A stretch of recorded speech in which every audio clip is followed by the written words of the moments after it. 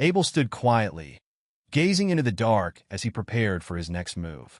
Ever since he had arrived on the island, there had been an unsettling feeling gnawing at him. Even though he had been using his magic detection to track the enemy, they had been elusive, moving cautiously to avoid his grasp. But tonight, it seemed the tables had turned. He had finally caught them in his web. "To think I have to act this late into the night," he muttered, irritation creeping into his voice. "These uncouth demons." The sudden chirping of crickets interrupted his thoughts. "Era, Abel-sama," a soft voice called from behind. It was Lilith, her figure faintly illuminated by the moonlight. "Lilith, what are you doing out here this late?" Abel asked, turning to. She smiled gently. "Since the moon is beautiful tonight, I wanted to feel the night breeze." Abel scoffed internally. Good grief, she spews lies as easily as she breathes. His sharp eyes noticed her wet hair. Did she just finish bathing? "You've changed," Lilith continued, her eyes glinting with curiosity. "To think that you're willing to stand guard here to protect the children of humans. What made you have a Chan?" Lilith was part of the moderate faction that sought coexistence with humans, but Abel knew her motivations were more about survival than any true desire for peace. After all, she was the daughter of the demon lord of. Wouldn't your position in the demon society be jeopardized if you use your power for the sake of humans? She teased. Abel's eyes narrowed. "It's also the teacher's duty to protect their students," he replied sternly. Lilith gave a soft laugh. "So she prioritizes her duties as a teacher. Huh, that kind of excuse is so like Lilith. But as long as I'm here, there'll be no need to involve Lilith in this ridiculous situation," he resolved silently. "I'll do the rest from here. You can go rest in your room," he told. "Are you sure you're okay by yourself?" Lilith asked, a trace of concern. "Certainly," Abel responded, his tone firm. "The enemy this time is on a different level compared to the demons I fought 200 years ago." "Yeah, it's been a while since I fought a high-class demon," he muttered to himself, a slight thrill creeping into his voice. "This'll be a good warm-up exercise." Suddenly, the miasma in the air thickened, growing stronger by the second. Abel's senses sharpened. "It's nearby," he whispered, his eyes scanning the area. From the shadows, a strange voice echoed. "What a strange person. This is the first time I've seen someone deliberately walk into my nest." Abel's eyes locked onto the figure of a demon emerging from the darkness. "I was just thinking about how to lure you in. You saved me the trouble." Abel's face remained impassive, but recognition flared in his mind. "This magic power, there's no doubt. It's the same demon I failed to kill in Parakinos." The creature's grotesque form shifted under the moonlight. "What a hideous face," Abel muttered, his disdain clear. "You should be more careful when playing with fire," the demon roared. "That's quite an insult," Abel replied coldly, coming from. The demon's face twisted in fury. "This wound you gave me, it aches so much I can't do anything about it." Abel quickly analyzed the situation. This demon was a mix of human and monster blood, its powers tied to the giant spider, Karachni. As the demon lunged, Abel's sharp reflexes allowed him to dodge easily. "I see. He's using his threads, barely visible in the darkness, to alter the trajectory of his attacks." Abel observed as the demon's movements grew more erratic. Can you keep up with this?" the demon taunted, speeding up with each strike. Not bad for an enemy, Abel thought. Even though he's using his threads to enhance his speed, few demons could move like this 200 years ago. The demon grinned wickedly, thinking he had outmaneuvered Abel. But Abel was one step ahead, dodging yet another blow. "You managed to set your net in time. Impressive. You have good dynamic vision," the demon growled. "I thought I'd be able to burn your face this time." "Impossible. How are you able to keep up with my speed?" the demon hissed, frustration lacing his voice. Abel remained calm. "Certainly, it'd be difficult if I followed your movement with my eyes. However, what I followed was your magic power's trajectory." The demon froze for a moment, realizing that Abel was no ordinary human. "Are you really a magician from this era?" the demon asked, a hint of fear creeping into his voice. Abel smirked. "He's quite an intuitive demon. I've been feeling that there's something weird about you," the demon snarled. Your ability, it's far beyond that of any human in this era. It rivals the direct disciples of the Great Four. Good grief. Looks like I'll have to take back my words about him being an intuitive demon, Abel thought, preparing himself for the next strike. Either way, the demon continued, you're dangerous.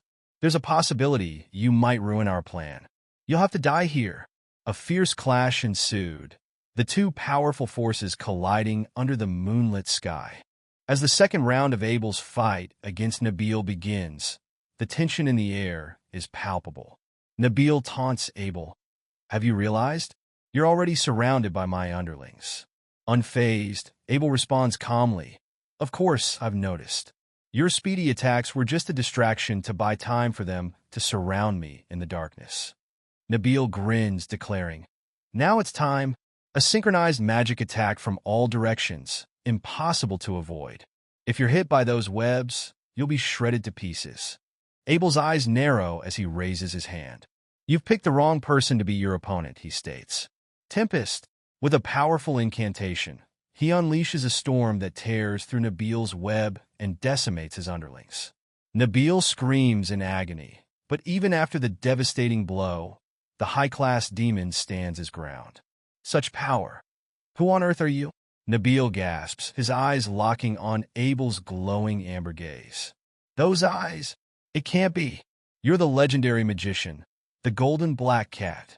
Abichakats. What a nostalgic name. When people with amber eyes use their magic, they glow in the darkness. That's why we were called the Golden Black Cats. But to me, it's just one of many titles I've had.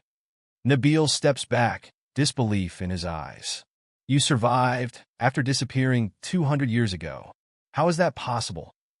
Before Nabil can retreat any further, Abel smirks. You're not escaping. This is where the schemer drowns in his own scheme. You chose the wide, clear sky as your escape route, just as I wished. Without warning, Abel summons an enormous dragon. Dragon breath, he commands. Nabil, overwhelmed by the force of the attack, screams as the flames engulf him. His last words echo through the night. How is this happening? The battle ends in an explosive roar, and Abel watches as Nabil's form disappears into the night sky. So long, Nabil of the moonlight. A few days later, Abel, Ted, and their group are preparing to leave the island. Everyone, do you have everything?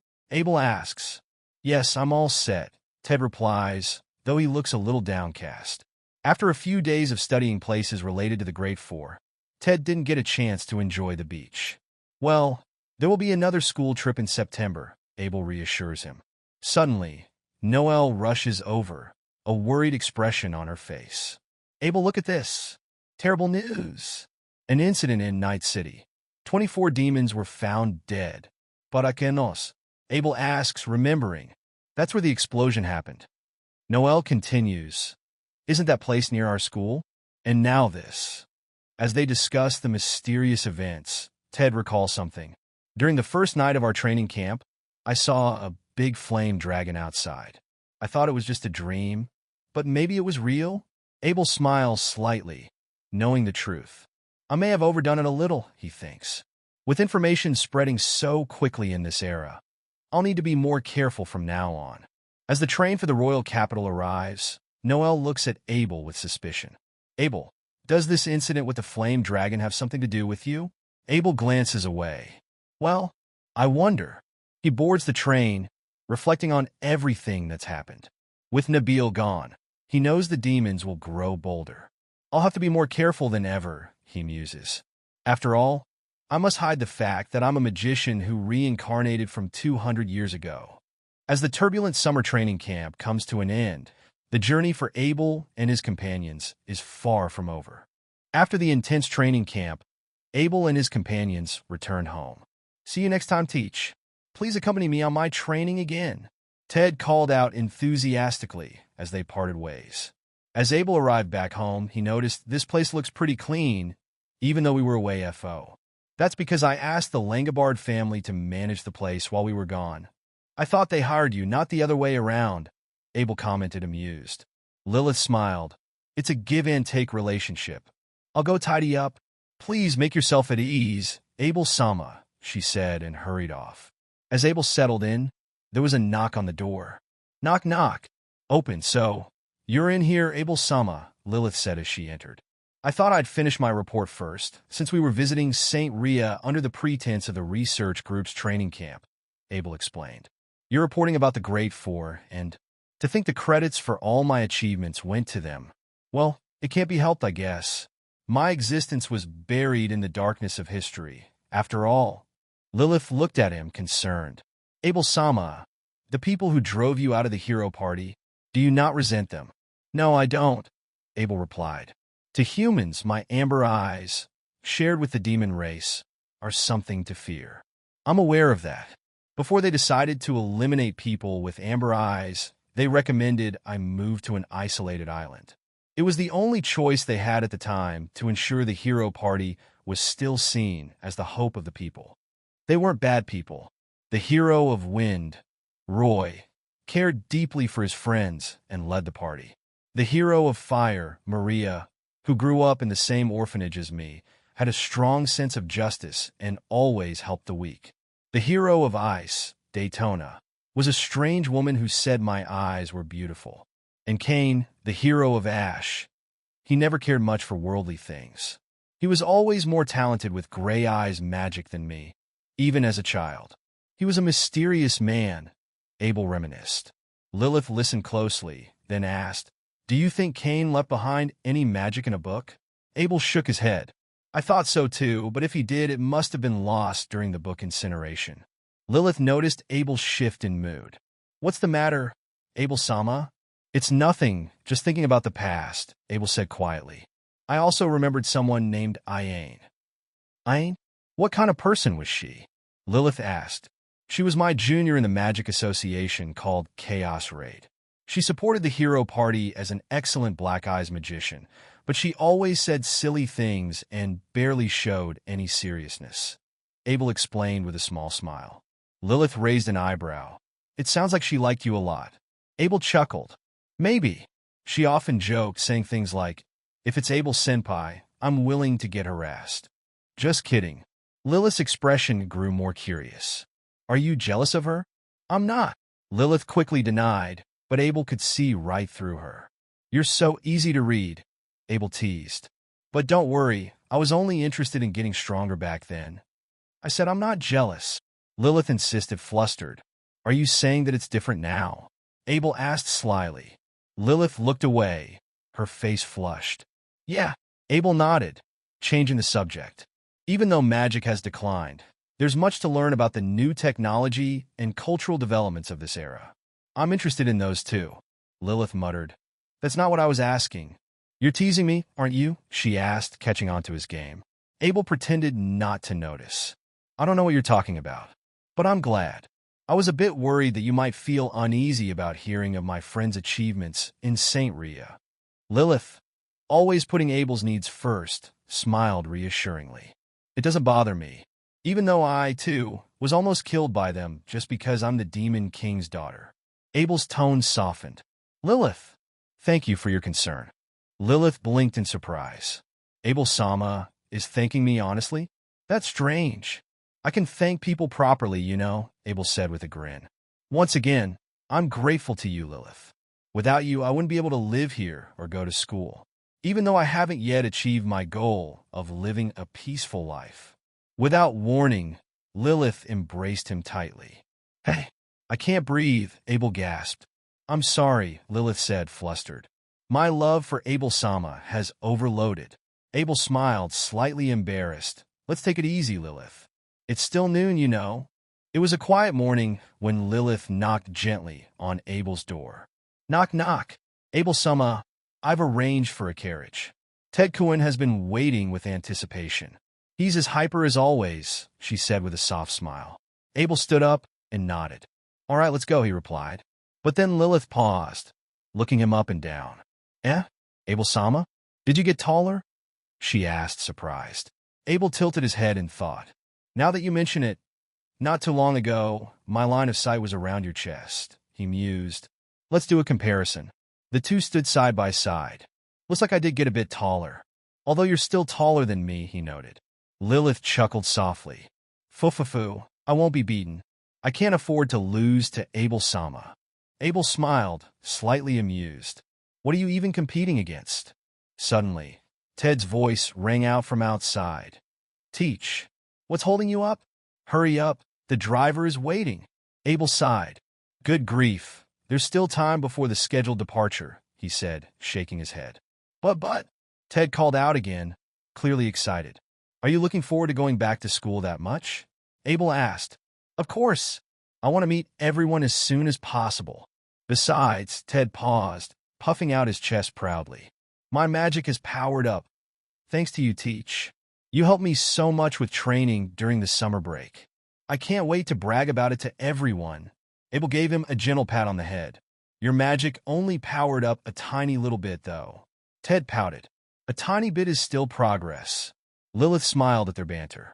Are you not looking forward to going back to school, Teach? Ted asked. Abel hesitated for a moment. Well, when I first started going, my school life was filled with troublesome things. Worthless lessons with low-tier students. I used to feel annoyed being shackled by this thing called school, he admitted. But what about now? Ted asked eagerly. Abel paused and reflected. Before I knew it, my feelings towards school changed, just like my height. I now consider it favorable, knowing I'll meet my acquaintances again after a while. Well, I won't say that I'm not looking forward to it, he added with a faint smile. Ted grinned widely. You are looking forward to going back to school? And guess what? There's a school trip event coming up in early September. School trip? What's that? Abel asked, puzzled. You didn't know? It's the biggest school event, you know? Ted exclaimed. I don't. Abel replied flatly, unfazed. You're unwavering as always, Lilith muttered with a smile. Anyway, I barely got to play during our training camp last time, so this time I'm going to have a lot of fun on the school trip. Abel raised an eyebrow. Since it's learning, shouldn't your purpose be to learn? He teased. Their conversation continued as they climbed into the carriage. The cool air inside was a welcome relief. It feels nice in here, Ted remarked. That's because the cooling magic is active, Abel explained. With the carriage in motion, they headed back to school as the new semester began. Abel settled back in his seat, taking a deep breath. Phew, it's piled up quite considerably. How troublesome, he murmured as he thought about all the tasks awaiting him. As they journeyed, Abel caught sight of a report mentioning an anomalous event in St. Rhea. A giant flame dragon was witnessed. St. Rhea, if I'm not mistaken, that's where we went for the training camp, he muttered under his breath. This must be Abel Cohen's handiwork, he heard someone say in the background, regretting that they hadn't been able to join him during the camp. A letter from the Kronos Magic Association caught Abel's attention. I wonder what's in it, he thought. It was confirmed to be Emerson himself. Abel smiled subtly. I see. I lost at the exam before, but I'm going to win this time. Abel Cohen. With new challenges and inevitable events ahead, Abel couldn't help but feel a sense of excitement as he entered a new semester. The journey was just beginning. The first day of the new semester arrived with an air of excitement and a hint of nervousness. Good morning, students. Emerson Sensei will be working in the afternoon, so I'll be taking charge of the class today. It's been 2 months since I last saw you all, she announced, her voice ringing with authority. For anyone still in a holiday mood, throw that mood away right now. I'll start teaching you strictly again, so you better be prepared. In the back, Ted leaned over to his friend, whispering, looks like she didn't slack on her training during the summer vacation. She seems stronger than before. Even if she says that, I don't feel motivated, another student murmured. Weak modern magicians. The teacher noticed the lack of enthusiasm and smirked. I predicted you'd react this way. That's why I prepared your first assignment for the new semester. Take a look. She held up a sheet of paper. A career survey? The students echoed, intrigued. It's getting near, she continued. When you're not motivated, it's best to return to your feelings at the beginning. Since you've entered this school, you must have had some goals in mind. I wanted to write down your honest thoughts.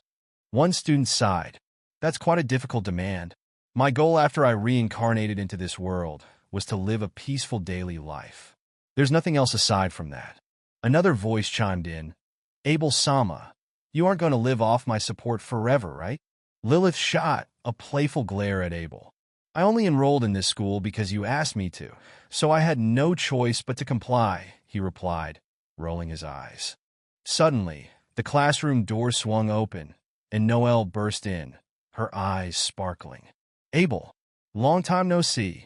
I missed you so much. She looked like an excited puppy, bouncing on her toes. I've gathered these books for you to read to me. Abel raised an eyebrow at the ancient tome she held up. A book from 100 years ago? This looks valuable. Where did you get this? My parents have had a long-term relationship with a certain magic bookstore. I asked my papa to buy it for me, Noelle explained. Abel smiled. You're aiming to be a researcher of ancient magic, right? I can help you read it.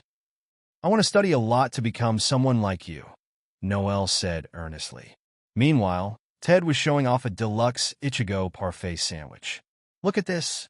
I managed to get one, but there are only 5 each day, he boasted. Deluxe Ichigo parfait sandwich. I feel like I'm getting heartburn just by looking at it, Abel said, grimacing. Probably only you, Ted, would enjoy such strange food. Good timing. What's your dream, Ted? The teacher asked. My dream? Well, to become Langabart's feudal lord, I guess, Ted replied, somewhat sheepishly. That's the first time I've heard that, the teacher remarked, considering Ted's ambition. A feudal lord's job involves quite a bit of brainpower. I wonder if Ted has any aptitude for that. Truth be told, my parents asked me to become the feudal lord when I returned home the other day. Actually, I'm still at a loss, Ted admitted. Meanwhile, Eliza, who had been quietly listening, chimed in. Oh, is it about today's career survey? Well, it's not really that much of a dream, but I plan to get employed in a magic association after I graduate. I'm hoping to get a job in Kronos. That's quite ambitious of you, Eliza-san, Abel said, impressed. Really? Well, it's better to dream big, right? She replied with a grin. Kronos is a super prestigious magic association. The job offer to application ratio is 1 to 5,000. I heard you can earn enough to build a house before you turn 20, but it's super tough to enter and even tougher to stay. Why would an organization with such disturbing rumors be so popular? Someone inquired. Eliza shrugged. Becoming one of the Royal City's knights is the best choice if you want a stable life in your old age. Suddenly, the door creaked open again, revealing Emerson Sensei, who seemed to be listening in. To think you'd eavesdrop. I'm unimpressed, Emerson Sensei, Abel said, crossing his arms. Foo-foo, as expected of Abel Kuhn, I got found out. What business do you have, Emerson? The teacher asked playfully. I'm this club's advisor, you know? I'm here to ask about your career path. Abel Kuhn. What's on your mind? Emerson pressed. Nothing in particular. It's still under consideration, Abel replied evasively. Emerson's eyes glinted. How about this, Abel Kuhn? Are you interested in taking Kronos' last open seat? Is that even possible? He's still a first-year student. Isn't there a strict entrance exam? Someone exclaimed. Most of the people affiliated with Kronos were all students who got job offers through recommendations. It's not normal for someone as talented as Abel Kuhn not to have a clear career path. It would be a huge loss to society, Emerson stated matter-of-factly. I'm not interested in anything he has to offer, Abel insisted. I don't trust this guy based on his past behavior. You don't have to give me an answer right now. Feel free to have a tour first, Emerson said, handing Abel a business card. If you give this to the receptionist, you'll be allowed to take a look around the association. You can bring your friends along, too. The classroom buzzed with excitement as the students realized the significance of the invitation. This is amazing. It's a real business card, Ted exclaimed. Can you bring your friends? Another student asked, eyes wide with enthusiasm. I'll pass. I'm kind of scared of Emerson Sensei, Abel said, shaking his head. Good grief. Looks like I have no choice but to go, Abel sighed, already contemplating the next steps. Eliza's eyes sparkled with excitement as she stood in front of the towering building, awestruck. Amazing. So, this is the Kronos headquarters, she exclaimed. The Magic Association Kronos loomed before them, mysterious and intimidating. Abel stood calmly beside her, noticing her confusion.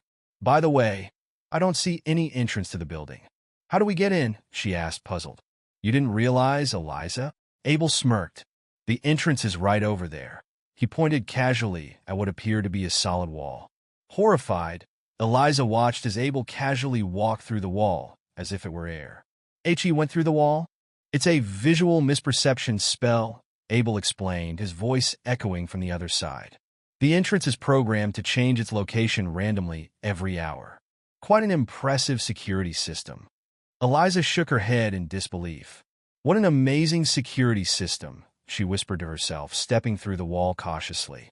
As they entered, a voice echoed in the air, cold and mechanical. Welcome to the mechanical clock tower. What is your business for coming here today? Eliza looked around, spotting the source of the voice, a magic doll standing motionless near the entrance. Is this a magic doll? She asked, fascinated. It's like an advanced version of those talking skeletons from the game center. Abel showed his business card to the magic doll, and it immediately sprang into action. Confirming the data, I see. Abel-sama, thank you for coming. Dr. Emerson has mentioned you. Please enter through door number 7. As they walked further into the building, Eliza noticed something odd. There are no humans at all. Everything is a magic doll, she muttered. Is this really the right way? Don't worry, Abel replied. This should be the right way. Just then, a voice interrupted their conversation. Yeah, thanks for coming, everyone. A lively figure approached them. You came at just the right time. Come take a look. Eliza and Abel followed, and what greeted them was a room filled with magic dolls assembling various devices. I believe you've seen the regalia they're making over there somewhere, their guide continued. Eliza gasped. Amazing. There are so many magic dolls. Her excitement grew. Magic dolls are truly exceptional, aren't they? The guide grinned. Yes, they are. Unlike humans, they don't have emotions, don't go on strike when unpaid, and are the best labor resources. Abel glanced at the machines with mild disinterest. Regalias are stopping magicians from thinking. I don't really like them. The guide shrugged. Of course, they're made for that purpose. In business, it's more profitable to cater to the majority, and most people prefer simple, inexpensive, and instant products. Even if I don't like it, that's the reality. After a brief tour, they were led to a more secure area. From here on is a sterile room. Please cleanse your bodies first, the guide said, directing the girls to the back room. Okay, see you then, Abel. Eliza waved as she followed the guide, leaving Abel to meet Dr. Emerson. Once alone, Abel felt the weight of the atmosphere shift. This Emerson, what is he planning? He thought, noticing the strange energy in the room. Beyond the sterile room, Abel sensed countless human presences. Good grief, quite a rough welcome, he muttered under his breath. Suddenly, Emerson appeared, holding a sword that emanated powerful magic.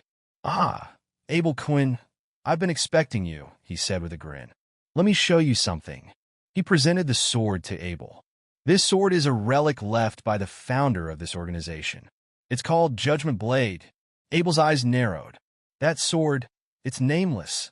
It was mine 200 years ago. How did it end up here? Emerson smirked. This sword has a powerful curse. Only the original owner can touch it. But I believe you'll be interested in unraveling the mystery behind it. Of course, to do that, you'll have to join us. I have no interest in joining Kronos, Abel replied coldly. How about this? Emerson said, his voice lowering. The condition to join is simple. Defeat just anyone here. You can fight whoever you like. Everyone here is eager to test you. Abel sighed. There's no reason for me to fight. I failed to dispose of Nameless, but it's still just personal property. Emerson's eyes gleamed with anticipation. Are you sure? Wouldn't you like to take up the sword once again? With a swift motion, Abel grabbed the Judgment Blade, or rather, his old sword Nameless. Gasps echoed through the room. In no way. He took the Judgment Blade? Unbelievable. Who is this kid? The crowd murmured in shock, but Abel remained calm. This is Nameless, a solitary sword without a name, he declared. You can all fight me at once if you like. With that, the room erupted into chaos as Abel prepared to face his challengers. Abel stood calmly in the middle of the hall, surrounded by members of Kronos, his former partner, Nameless, at his side. It's too troublesome to pick anyone, he said nonchalantly. You can all fight me at once. The members of Kronos glared at him, offended by his arrogance. "How dare you look down on us?" one of them shouted. But before they could move, "What? He disappeared," another shouted in confusion. Abel's voice echoed from behind them. "I didn't really vanish. I just increased my speed a little, that's all." He glanced at the crowd of magicians before him, unimpressed. "They're so weak." As the dust settled, Abel noticed the presence of Nameless, the sword he had once wielded. "Nameless is here? That means Kronos is based on the Chaos Raid organization from 200 years ago." Abel's eyes narrowed in disappointment. If that's the case, their level has really dropped. Chaos Raid was the strongest magic association of its time. Suddenly, one of the magicians lunged at Abel, casting a powerful spell. Abel sighed. "I guess I have to go easy on them." He raised his hand, effortlessly deflecting the attack. "It'll be a problem if humans get killed in this." The battle brought back memories Abel would rather forget. "This takes me back to times I don't want to remember. I took many lives when I was part of Chaos Raid, under orders. I don't regret my decisions back then, but..." His thoughts trailed off. "My only regret is that I invited one boy onto the same path." Just then a voice called out, "Senpai! Abel Senpai!" Abel snapped out of his reverie, remembering Kane, the boy he once mentored. Did Kane live a happy life after that? While Abel was lost in his thoughts, the remaining Kronos members continued their futile assault. "Looks like it ended while I was reminiscing," Abel muttered, glancing at the fallen magicians. "Good grief. The magicians of this era are too weak." Suddenly, a loud applause echoed through the room. "Bravo! Very good!" A man emerged from the shadows, his presence commanding respect. "My name is Irin," he introduced himself. "I'm the vice captain of Kronos." Irin's eyes gleamed with interest. "I've heard of you from Emerson. Not only can you wield the Judgment Blade, but you defeated our elites so easily." He smiled. "Congratulations, Abel-kun. I'm going to make a special exception and allow you to join the executive ranks of Kronos." Abel's eyes narrowed. "I refuse," he said coldly. "Being here would bring back bad memories." Irin's smile faltered. Oi, oi, are you misunderstanding something?" His voice turned icy. "You have no right to refuse." "Please calm down, Vice Captain," another magician interjected. "Abel-kun, this is for your own good. You should obey quietly. Kronos is already an international organization. It's not wise to go against them." Abel's expression remained indifferent. "They're too arrogant," he muttered. "Do they really think they're the strongest?" He sighed. "This organization may have talented people, but only among the magicians of this era. 200 years ago, this would have been considered normal." Irin clenched his fists, casting a spell. "Is that decrease endurance magic?" Abel recognized the spell instantly. He comprehends magic syntax quickly. As expected of a Kronos executive, Abel thought. But his expression didn't change. "I've already given you my answer. I won't say it again." Irin's face twisted with rage. "Are you out of your mind? Turning us into your enemy means turning the world into your enemy." Abel smirked. "So what? If powerless humans were to touch Nameless, they would receive a powerful curse," Abel thought to himself. "Now that I know this sword has remained in this era, it's my last duty as its owner to dispose of it." He looked down at Nameless. "Goodbye, Nameless. I'm sorry you had to be trapped underground for so many years because of me." With a heavy heart, Abel let go of the sword. The Kronos members gasped in disbelief. "He really did it? He disposed of the Judgment Blade? You little brat!" Irin shouted in fury. "Swords shine the most when used in battle. And you think you're taking care of it by letting it rust away underground?" Abel stepped forward, his eyes cold. "Now then, it's my turn to be freed from here." Irin, seething with anger, growled, "I'll crush you. You won't be able to escape from the mechanical clock tower." Abel glanced at the exit. "It's really a pity, Abel-kun," Irin sneered, pressing a button on a nearby panel. "Apparently, you are deemed necessary for our plans." Abel's expression darkened. This is probably his revenge for the final exam, he thought. "Very well. If they rely on numbers, I'll also rely on reinforcements." Irin raised an eyebrow. "Reinforcements?" Who are they? Abel's eyes gleamed with resolve. They'll find out soon enough. In the midst of the chaos, Abel found himself surrounded by magic dolls, ready for battle. Li Mei, his adversary, smirked and spoke confidently. Very well. If you rely on numbers, I'll also rely on reinforcements. Reinforcements? Li Mei sneered. If it's Noel-chan you're expecting, she won't come. I've locked that door with powerful magic. Suddenly, a loud noise echoed through the room. What is that sound? Intruder! Intruder! Eliminate! Eliminate!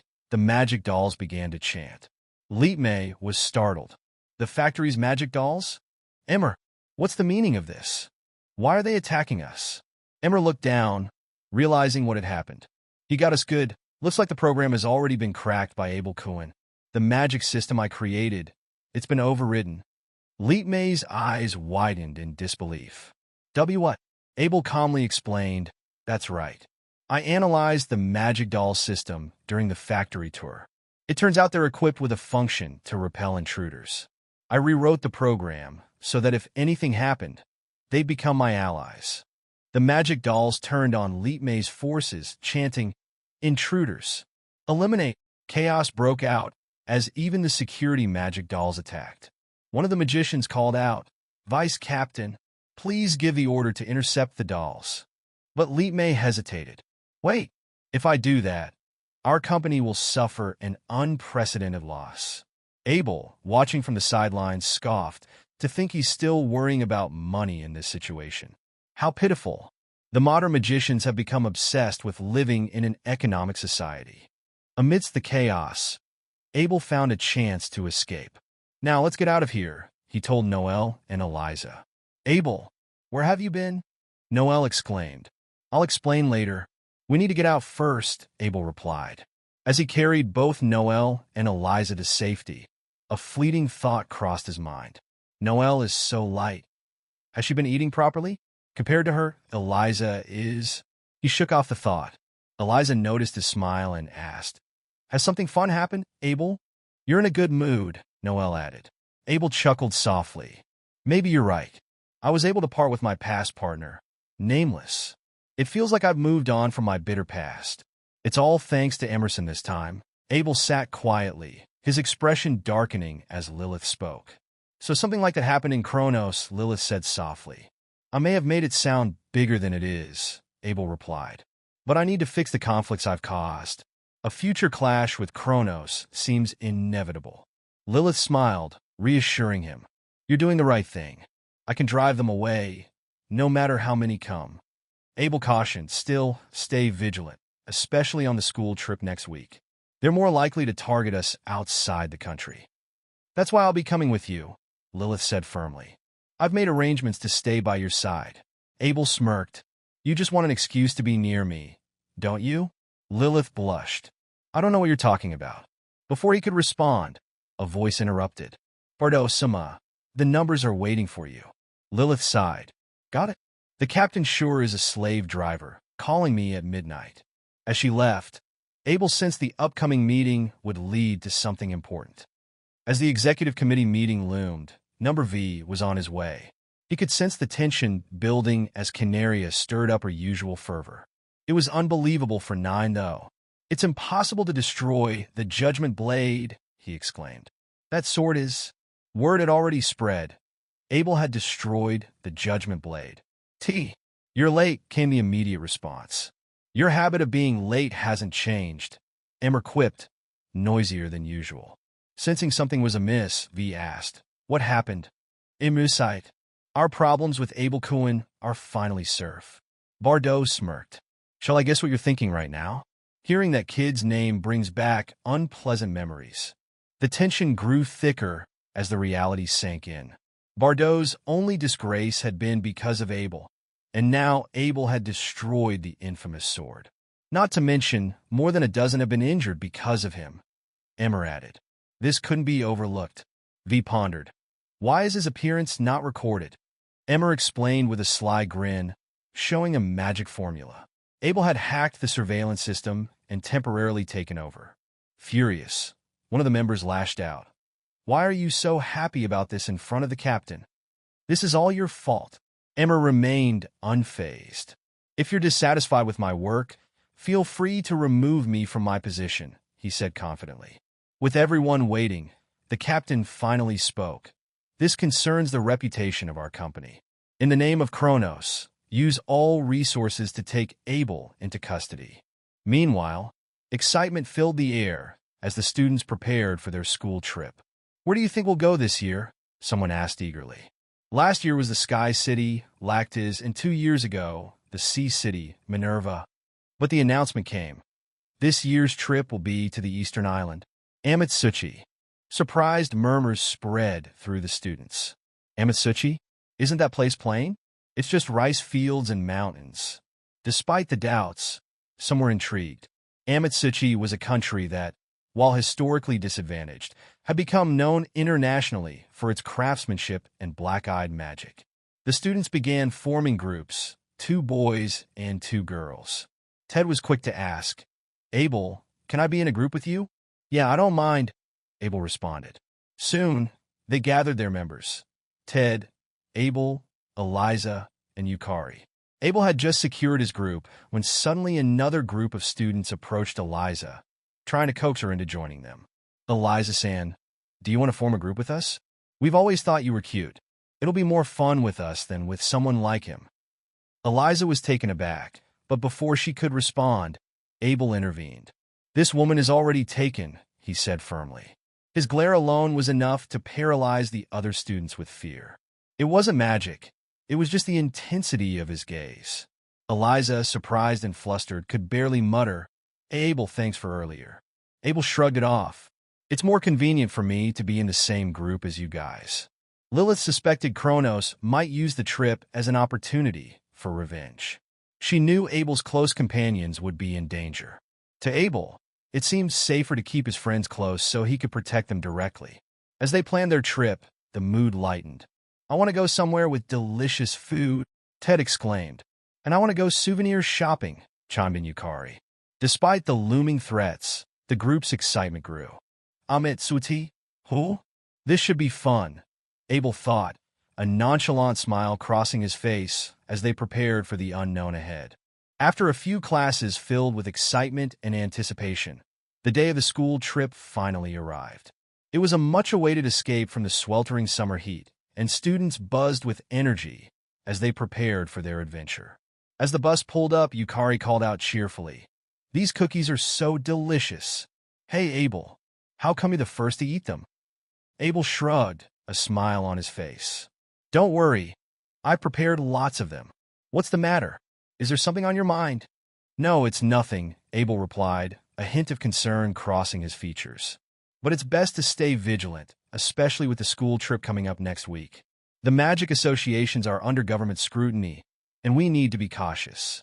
Yukari raised an eyebrow, intrigued. You think something might happen? Abel sighed. With Kronos possibly threatening the students, I need to keep my guard up at all times. By the way, is Noelle-san not coming? Yukari shook her head sadly. It seems she couldn't handle spending a few days with strangers.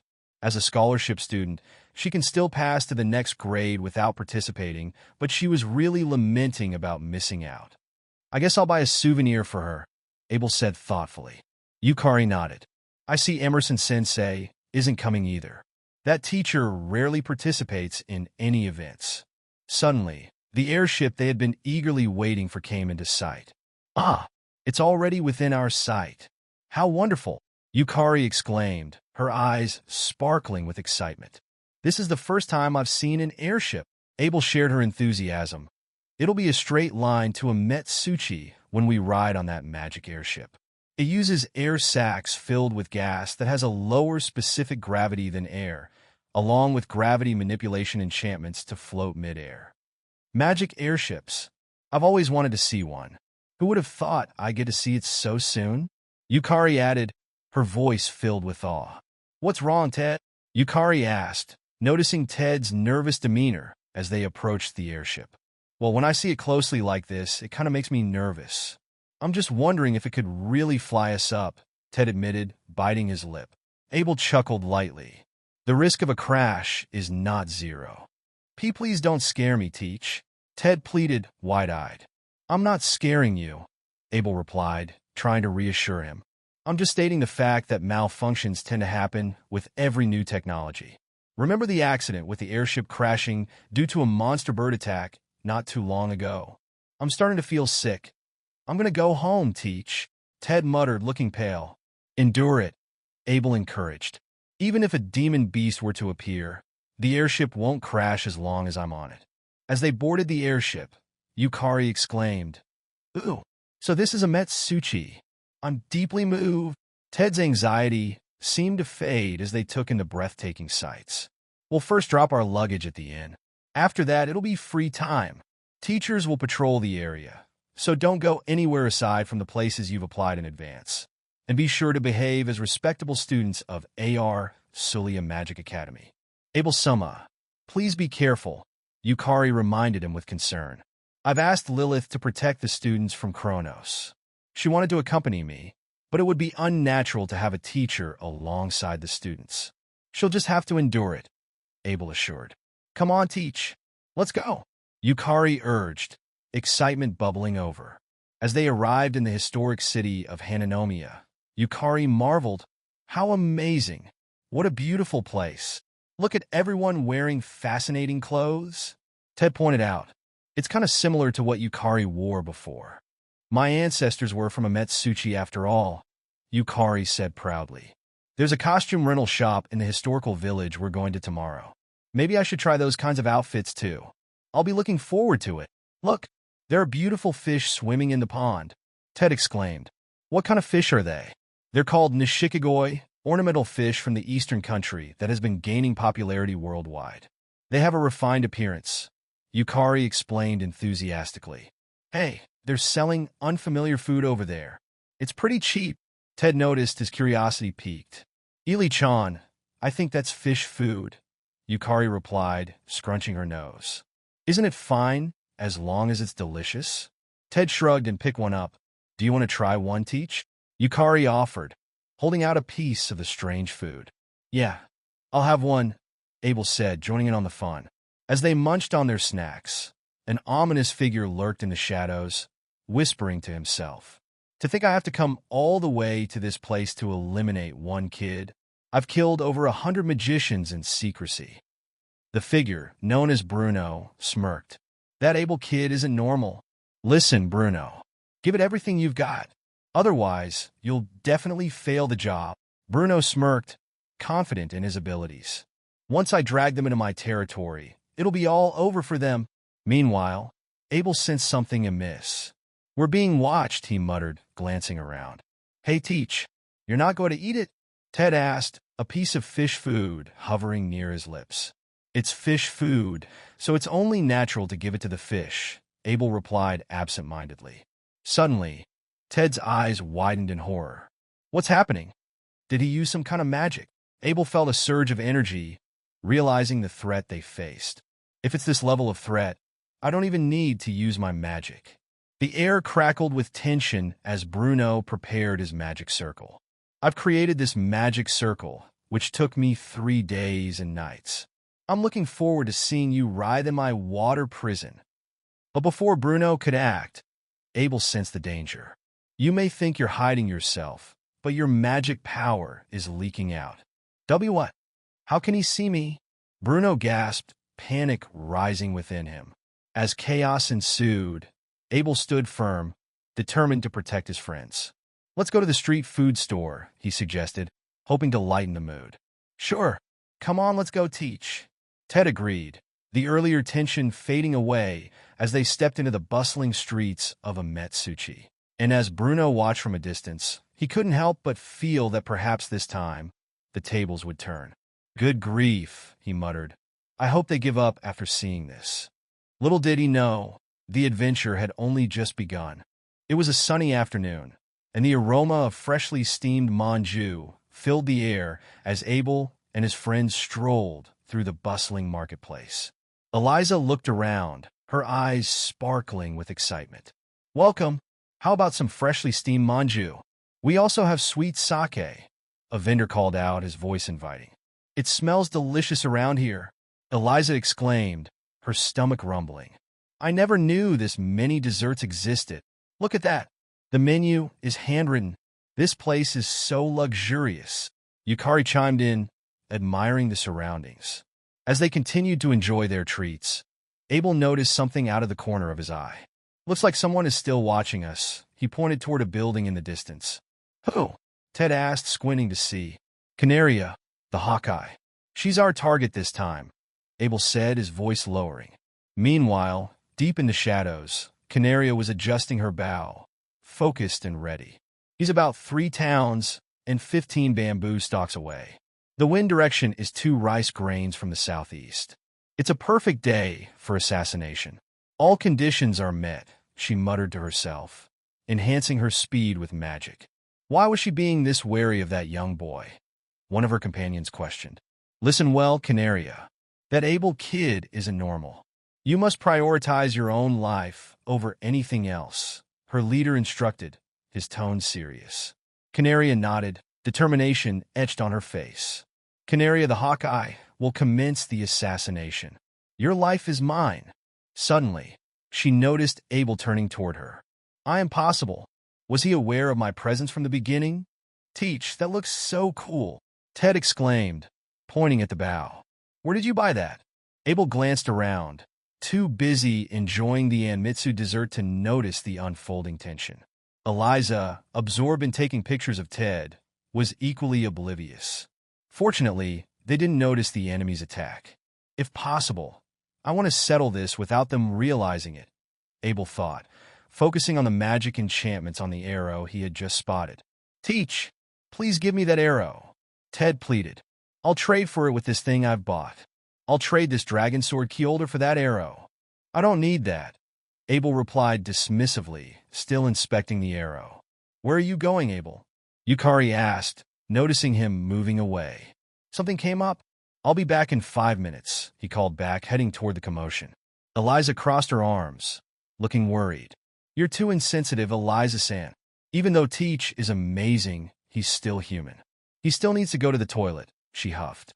Meanwhile, Canaria was in pursuit. With this eye of mine, I don't even have to use my magic to see something 2 kilometers away, she whispered, scanning the crowd. But as she searched, Abel appeared right in front of her. Are you looking for me? He asked, a smirk playing on his lips. How did you? Arrow of devastation, she yelled, releasing the arrow. Just as I thought, it gets a bit faster at this distance, Abel remarked casually. What a pity. It won't matter how good the arrow is if it isn't fast enough to entertain me. Suddenly, it was Abel's turn. Ah! Canaria screamed as she realized she had lost her will to fight. Where's the arrow, Teach? Ted asked excitedly when Abel returned. I gave it back to its owner, Abel said with a chuckle, enjoying the sweet taste of victory. As the day continued, the group laughed and celebrated their little adventures, blissfully unaware of how close they had come to danger. The market was alive with energy, but the shadow of assassination lingered just beyond their sight. The sun began to set, marking the end of the first day of the school trip to Amatsuchi. A group of students gathered in their dining hall, buzzing with excitement and chatter. Among them was Abel, who leaned back in his chair, enjoying a dish that seemed to capture the essence of the countryside. So this is the cuisine of Amatsuchi. It's extremely delicious, he exclaimed, savoring every bite. I never knew food could taste so good. I need to find out the name of this dish when we return to the capital. As he savored the flavors, one of his classmates chimed in. I see you've taken a liking to Amatsuchi's cuisine as well, Teach. Suddenly, their strict instructor interrupted, glaring at them. Listen, you brats. Don't get too carried away, even when we're on a trip. Illicit relationships are definitely not allowed. It's a deadly sin, and I won't forgive it. The atmosphere dampened slightly as one student muttered, the taste of the food just turned bad because of him. Have you heard about that rumor? Another student whispered. Yeah, about what the seniors did last year, right? The rules have gotten stricter because of them. What a nuisance. Abel nodded in agreement. It's ridiculous that we can't even talk to the girls. It's just a trip. But the instructor was unyielding, stating firmly, no means no. No contact with the girls at night, for any reason whatsoever. Later that evening, As the students settled into their respective quarters, Ely and Yukari found themselves in the warm bath, reflecting on the day's events. "This feels so nice," Yukari said, smiling. "The dinner was delicious, too. Amatsuchi is the best. What are you going to do after this?" Ely asked casually. "What do you mean? Are you not going to see Abel-kun?" Yukari replied, teasingly. Ely's cheeks turned red. "Huh, no.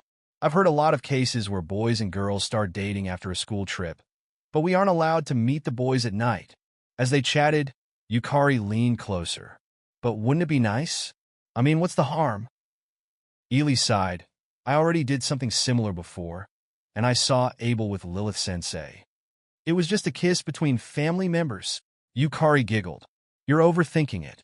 After some back-and-forth teasing, the conversation turned to crushes, and Ely couldn't help but feel a twinge of jealousy as she thought about Abel.